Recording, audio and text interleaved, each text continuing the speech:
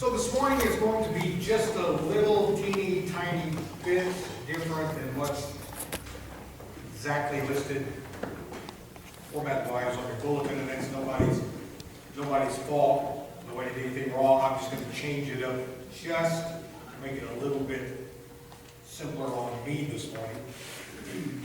While that may sound a little bit selfish, it will work. But we're not going to stand for the reading of the Old Testament lesson because that I will peel away in the message. And so we will save it for the actual part of the message where then I need to convey that to you. But we will pray for the message and what is to come with our prayer for illumination. So I would ask you to bow your heads, close your eyes, and pray in thought with me. Break thou the bread of life, O Lord, to us, to me, so that beyond the sacred page we will seek you and find you. As we look to the word that is your truth, we know that even as you broke the bread by the Sea of Galilee, you will break the word of life to us in the scriptures and in the hearing of your word this morning. And it's in Jesus' name we pray. Amen. It's a temptation for preachers to want to just go back, pull out an old sermon that went especially well for whatever reason, dust it off, and re-preach it. That's kind of like with teachers. You know, we have our lecture notes, we've done them over and over and over, and we know them pretty well, and we just kind of want to sometimes get in there, get it done, get out. And yet we know that there are different times, different seasons, different students. And in the case of preaching, it's a different time, a different congregation, a different preacher. You can't just resurrect an old sermon. However, this morning, I am going to pull one back from 5 years ago. And I'm going to preach it this morning because it's a good time of the year to do it. I did it this time of the year, actually it was 4 years ago. And as I've shared with you before, any time that I am delivering a message to you, I am preaching to me. Otherwise, that would be not an appropriate posture to take. And so knowing that I needed this message again too, prayed about it, was convinced that you could benefit from it again as well. Some of you never heard it. You weren't here then. Some of you may recognize it, and that's okay. And I'll just start off by saying it's not about New Year's resolutions. You know, everybody makes New Year's resolutions. I have, you have. Statistics show that resolutions last about 45 days. And you say, well, that's no problem. You know, they don't work out in just a couple of weeks. I can give them up for Lent. So, you know, whatever. So we're not talking about resolutions. We're talking about something more than that. We're talking about something deeper than that. In fact, this morning, what I want to talk about is that one thing that if you focused on, if I focused on, if we concentrated on for the coming year, would transform every other area of our life. You know, it's a real popular thing to do, and not an unwise thing to do, to pick a word and camp out on that word for the year. Part of a spiritual growth or personal growth situation. I know we do that at school, in our faculty meetings at the beginning of the year at Laterno. They'll say, find a word, camp out on it. That's your word for the year. My word for this year is transformation. Because too often what we do is transactional, but it's not transforming. Our relationships, our dealings with other people, what we do in the workplace, what we do in the church, what we do in the community, what we do within ourselves from a spiritual standpoint, sometimes it just seems transactional. You know, I've had people ask me, why do we pray the Lord's Prayer every single Sunday? You know, what they're trying to say is it seems like it's just transactional. We're just doing it. It's no longer transformative. Well, I firmly believe that there are those things in our lives that if we spend more than 45 days on, and if we focus on, if we really get down and get into it, deep diving as it were, that it would be transformative for us in the coming year. And at the end of this year, we would be able to say, look what God has done because I stayed focused on this one thing. So I want to talk to you about that one thing. Then I want to read you a part of a really cool Old Testament story and see if we can't make the connection somewhere in there. Now that one thing is different for all of us. There's that one thing that you need to spend more of your time and attention on in this season of your life. It could be something involving your relationships. It could be your marriage. It could be your job. It could be your spiritual life. It could be your finances. It could be your health. Whatever it may be, there's one thing that if you could figure out this one thing, and if you would do this one thing, it would leave you in a much better place than you are right now. It would leave me in a much better place than I am right now.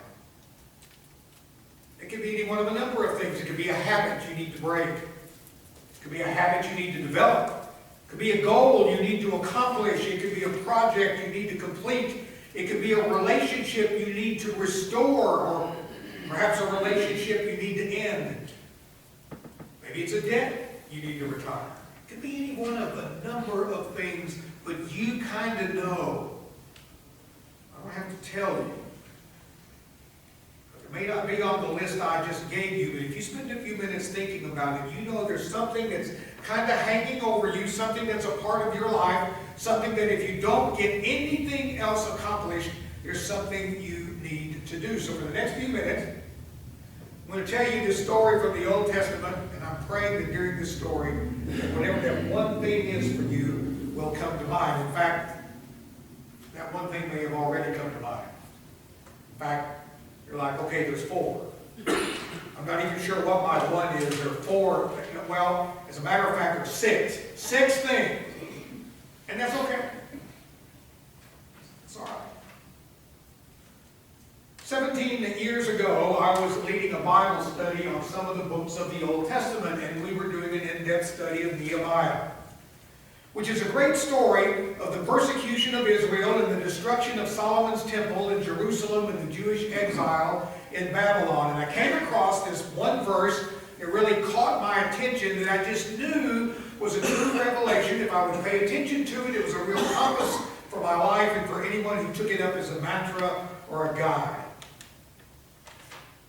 And what I want to do now is kind of lead you to that one verse. I want to teach you the verse. It's so simple, and my heart's desire and my prayer is that this simple verse will connect with that one thing you need to focus on.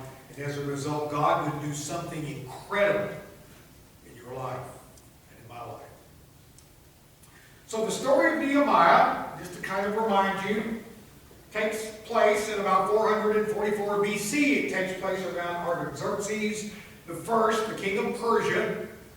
And Nehemiah was a slave in the court of Artaxerxes, living in the city of Susa, which was the citadel or capital city of the Persian Empire. Now, Nehemiah, as you might recall, was the cupbearer to the king, which means he was the wine taster or the food taster, somebody to make sure the wine or the food had not been poisoned. But Nehemiah was more than that. He was a friend. He was an official. We don't think he'd ever been to Israel because over 100 years before this, the Babylonians, who were kind of the big dog in the world at that time, had conquered Israel, destroyed Solomon's temple, and destroyed the walls around the city. And that was back when Nebuchadnezzar carted off the best and the brightest to Babylon, including the Fab Four. Shadrach, Meshach, Abednego, and Daniel. So over 100 years later, Nehemiah, working for King Artaxerxes, hears from his brother who had come to visit how terrible things were in Jerusalem. And he gets this burden for his city. His heart was broken for his home, or the home of his ancestors. So he does a very risky thing. He goes to King Artaxerxes. Now remember, Nehemiah was a Jew, and he prayed and fasted before he went to the king, because going to the king was a very risky thing if you were a Jew and if you were a slave. And he goes before Artaxerxes and says, "Oh, king, things are horrible with my people, and I'd like to go back and bring some organization, bring some leadership to the people. How would you feel about giving me some time off?" Now remember, Nehemiah was an employee. He was a slave, and slaves don't get time off. But he said, "Would you give me a slot of time to go and help my people?" And King Artaxerxes said, "I'll do better than that. I'll make you the governor of Judea, and I'll give you whatever you need to help you get your people in shape. But you've got to come back. You're a slave. You can't stay gone forever." So Nehemiah spends a lot of time preparing for this trip. He gets a whole bunch of money, a whole bunch of lumber, building materials, and he heads back to the city of Jerusalem. Now, here's what you need to understand, and it's hard for us to get our heads around this sometimes. The walls of Jerusalem have been torn down for so long that no one living there had ever lived in the city when the walls weren't torn down and the gates weren't burned. So get what I'm saying. Their entire national self-esteem was tied to a city that was basically open to anybody who wanted to just come and go. And the surrounding region was led by some very strong warlords.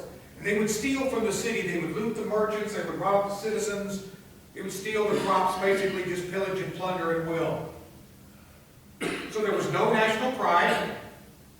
There was no sense that God is with us. They had forgotten their history, and no one was there to teach it to them anymore.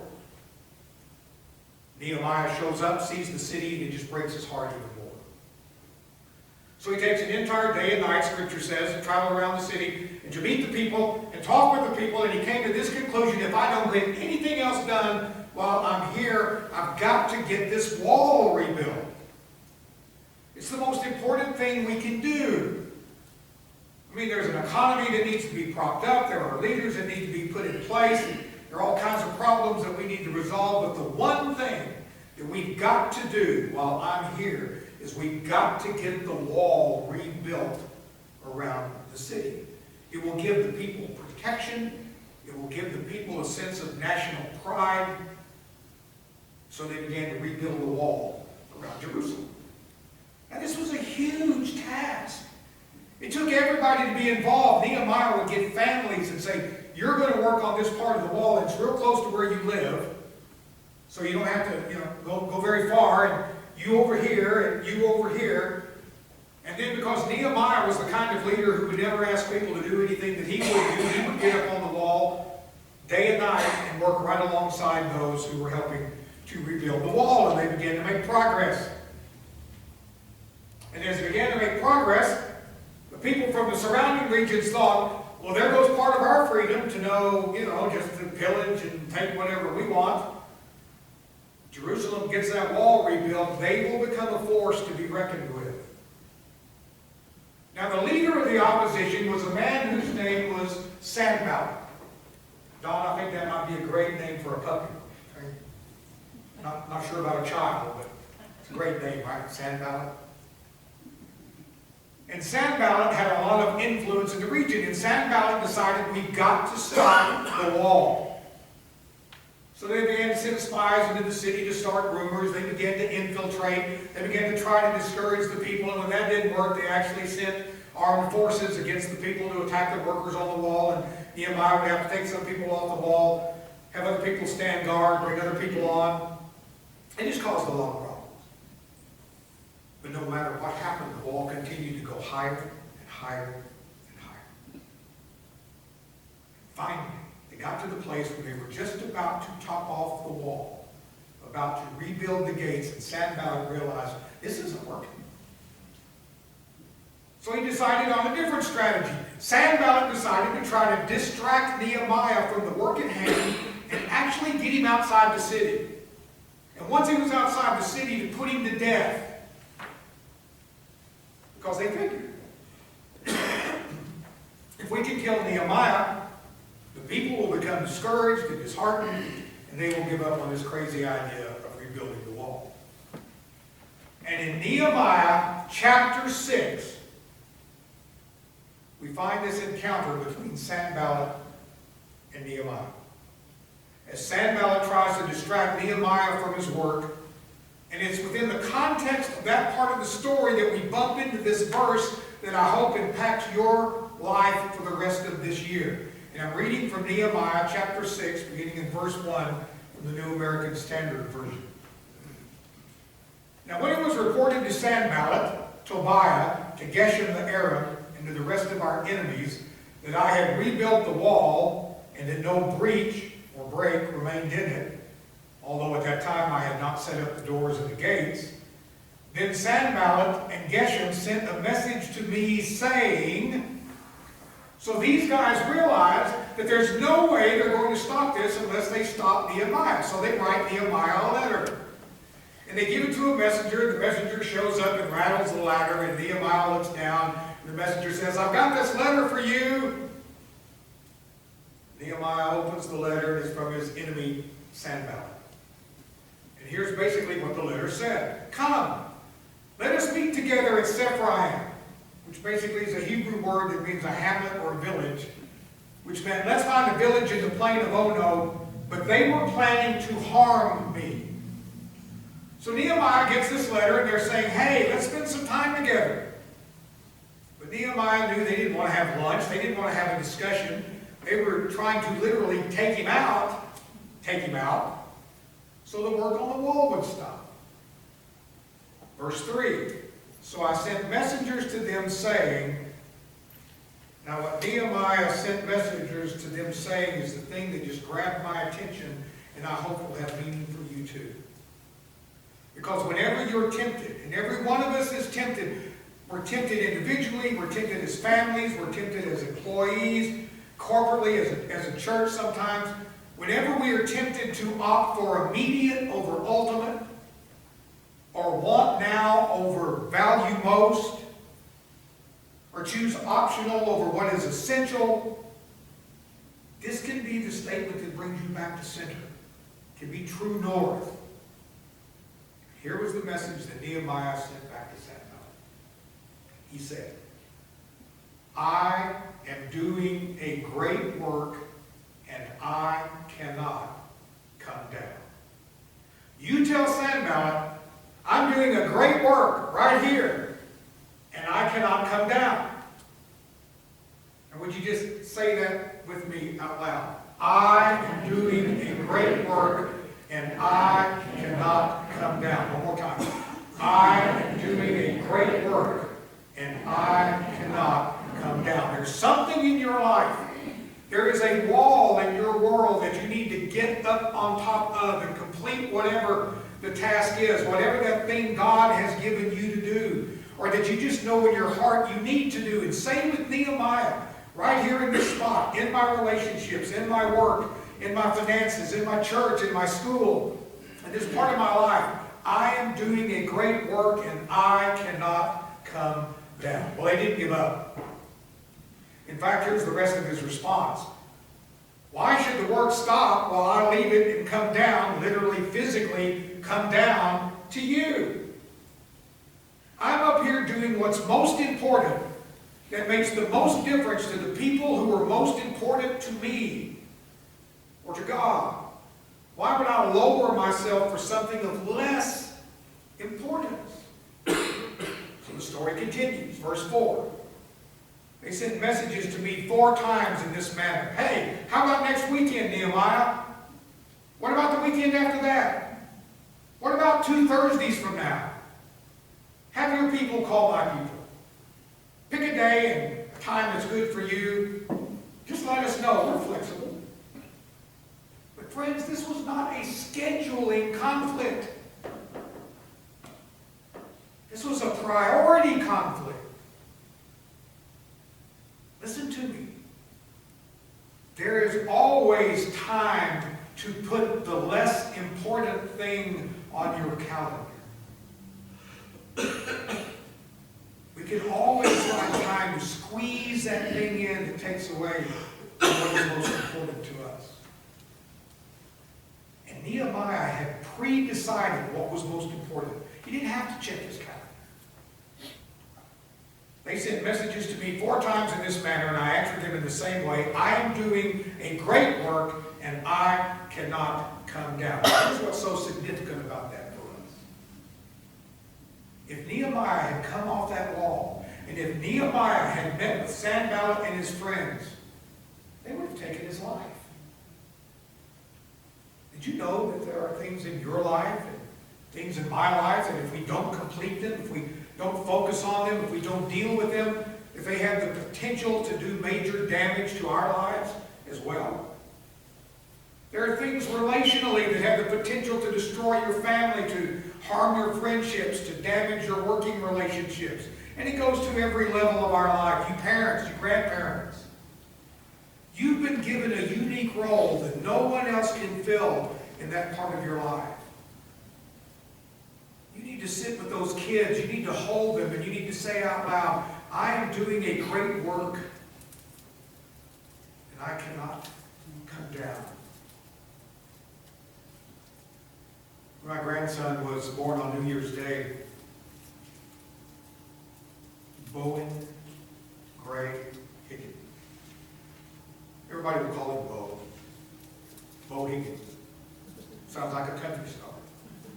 Or an East Texas football player. If his dad has his way, he will be the East Texas football player.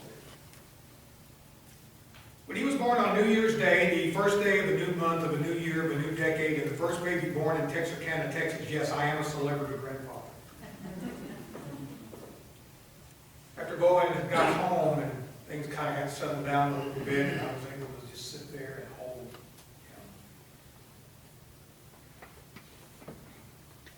And I looked at him, and he was sleeping. It's a newborn sleep. But that's okay. Because I looked at him and I said, Bowen, this is your grandfather. You don't know that by now. Yeah. So since I have you all to myself for a minute, I want to tell you, in the Bible, they used to take babies and basically say, this is your future.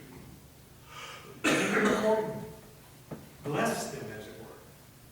We don't do that so much these days. But Lord, you were created for great things. And as your grandfather, you have now become part of that category of my life in which I am doing a great work, and I cannot come down. And I will be there with you every step of the way, best I can. Because it's not about the schedule, it's about the priority list. It's about the love. I'm going to focus on you and the other 3 grandchildren this year in a different way. Because I love you. And he slept right on. There are a lot of things I could do. There are a lot of things you could do that we could be involved with.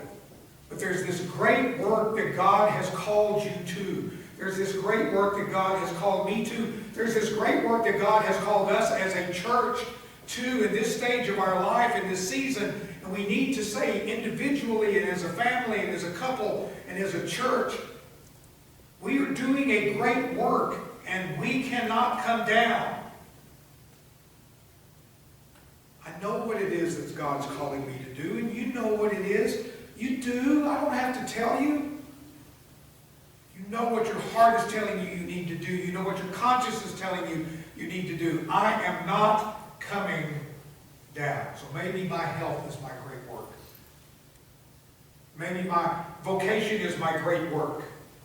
Maybe my ministry is my great work. Maybe my relationships in my family or in the community or in the friends or doing volunteer work wherever I'm doing it at this season in my life. Maybe that's my great work and I cannot come down. But here's the challenge. I'm going to end with this. When you go out these doors this morning, nothing will have changed. I don't think. Most likely you won't have any more money than you had when you came in. Your health wouldn't have changed demonstratively since you got here. Politics, the economy, things going on in the city, the county, the state, our country, people in your family and friends, they will not have changed. Everything will be pretty much the way it was when you got here today. The one thing that will have changed is here and here. You will have been convicted by, touched by, thought of something that you have no idea what hangs in the balance of your decision to stay on that wall. You have no idea what hangs in the balance in terms of the impact you will make on your husband, your wife, your children, your grandchildren, your family, your workplace, the church, the community, your place in the world. My word for this year is transformation. I'm not getting any younger. I can't spend a lot of time on transactions. I need to spend more time in transforming and being transformed. That's what Nehemiah did. Stood on the wall, said, I am doing a great work right here, in this season of my life, in this time of my life, and I am not, I cannot, I will not, you cannot make me come down. So my prayer for us this morning, as members, as believers, as a church, focus in on that one thing, that great work that God has called us to do. And don't climb down until it's done. In the name of the Father, and the Son, and the Holy